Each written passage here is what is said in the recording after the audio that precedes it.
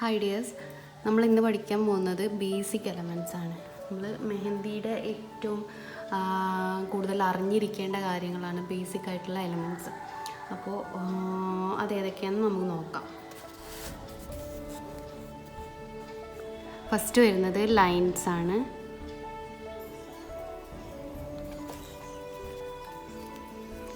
ലൈൻസിൽ ആദ്യം വരുന്നത് thin line.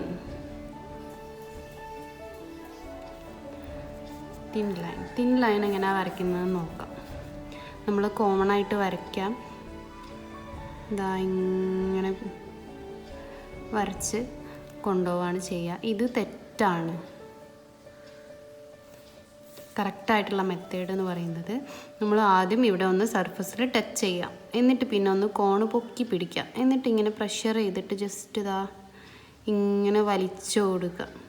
എന്നിട്ട് എവിടെയാണോ നമുക്ക് അവസാനിപ്പിക്കേണ്ടത് അവിടെ ഒന്നുകൊണ്ട് ടച്ച് ചെയ്ത് കൊടുക്കുക. നമ്മൾ കയ്യിലാണെങ്കിൽ കയ്യിൽ ടച്ച് ചെയ്യരുത്, പൊക്കി പിടിച്ചിട്ട് തന്നെ ലൈൻ ഇങ്ങനെ കൊണ്ടുപോകണം.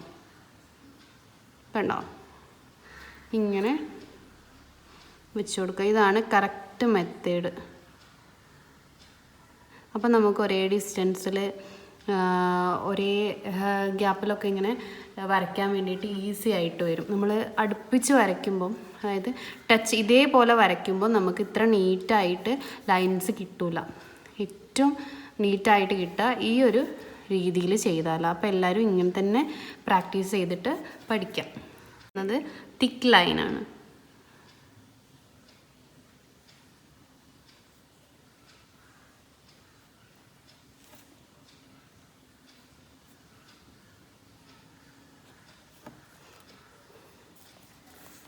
തിക്ക് ലൈന് വരയ്ക്കുമ്പോൾ നമ്മൾ തിക്കാക്കി കൊടുക്കാൻ വേണ്ടി ഇങ്ങനെ പ്രഷർ ചെയ്തിട്ട് ഇങ്ങനെ കൊടുക്കും അല്ലേ. ഇത് തെറ്റാണ്. ഇത് കണ്ടില്ല, അവിടെ ഇവിടെയും പല സൈസായിട്ടാണ്. ഇവിടെ കുറച്ച് ബൾജായി നിൽക്കുന്നുണ്ട്, പിന്നെ കുറഞ്ഞ്, അങ്ങനെയാണ് നമുക്ക് കിട്ടുക. അപ്പോൾ നമ്മൾ എന്ത് ചെയ്യുക, ആദ്യം നമ്മൾ തിൻ ലൈന് വരയ്ക്കാം. തിൻ ലൈന് വരയ്ക്കുന്ന മെത്തേഡ് നമ്മൾ ആദ്യം പഠിച്ചു. ആ ഒരു മെത്തേഡ് തന്നെ നമ്മൾ തിൻ ലൈന് വരയ്ക്കുക. എന്നിട്ട് ഒരെണ്ണം കൂടെ അതിൻ്റെ തൊട്ടടുത്തായിട്ട് വരച്ചു കൊടുക്കുക. കണ്ടോ. ഇനി നമ്മൾ എന്ത് ചെയ്യുക, ഇതൊന്ന് ഫില്ല് ചെയ്ത് കൊടുക്കുക. നന്നായിട്ട് പ്രഷർ ചെയ്തിട്ട് സാവധാനം കൊണ്ടുപോയാൽ മതി. പ്രഷറിങ് ഒരേപോലെ കൊടുത്തിട്ട് ഇങ്ങനെ കൊണ്ടുപോകാം. അപ്പോൾ അത് ഫില്ലായിക്കോളും. കണ്ടോ. ഇതാണ് തിക്ക് ലൈൻ ചെയ്യുന്ന കറക്റ്റ് മെത്തേഡ്. ഒന്നുകൂടെ കാണിക്കാം. തിൻ ലൈന് വരയ്ക്കുക, തൊട്ടടുത്തായിട്ട് വീണ്ടും തിൻ ലൈന് പൊക്കി പിടിച്ചിട്ട് തന്നെ വരയ്ക്കണം. കണ്ടോ. ഇനി നമ്മൾ എന്ത് ചെയ്യുക, ഇതിനെ ഇങ്ങനെ പ്രഷർ ചെയ്തിട്ട് കൊണ്ടുപോവാം.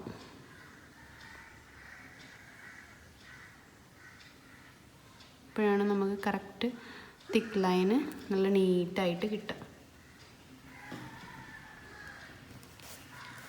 കണ്ടില്ലേ. അപ്പോൾ ഇതാണ് ശരിയായിട്ടുള്ള രീതി. നെക്സ്റ്റ് വരുന്നത് വേർട്ടിക്കൽ ലൈനാണ്.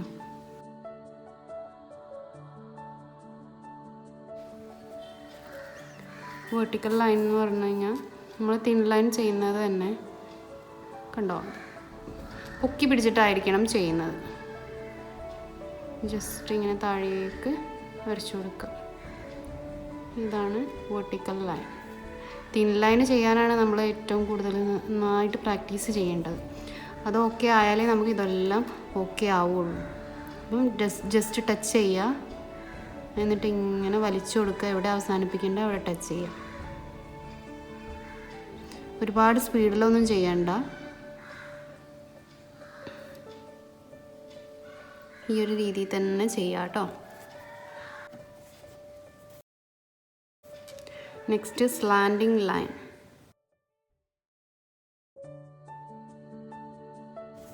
സ്ലാൻഡിങ് ലൈൻ എന്ന് പറഞ്ഞാൽ ചെരിഞ്ഞിട്ട് നമ്മൾ വരച്ചു കൊടുക്കുന്ന ലൈനാണ് സ്ലാൻഡിങ് ലൈൻ എന്ന് പറയുന്നത്. കണ്ടില്ലേ, ആ ഒരു തിൻ ലൈൻ ചെയ്ത മെത്തേഡ് തന്നെയാണ് ഇതിനൊക്കെ ചെയ്യേണ്ടത്. ചെരിച്ചിട്ടാണ് വരയ്ക്കുന്നത് മാത്രം. ഒരേ ഗ്യാപ്പിൽ നമുക്ക് എങ്ങനെയും വരയ്ക്കാം.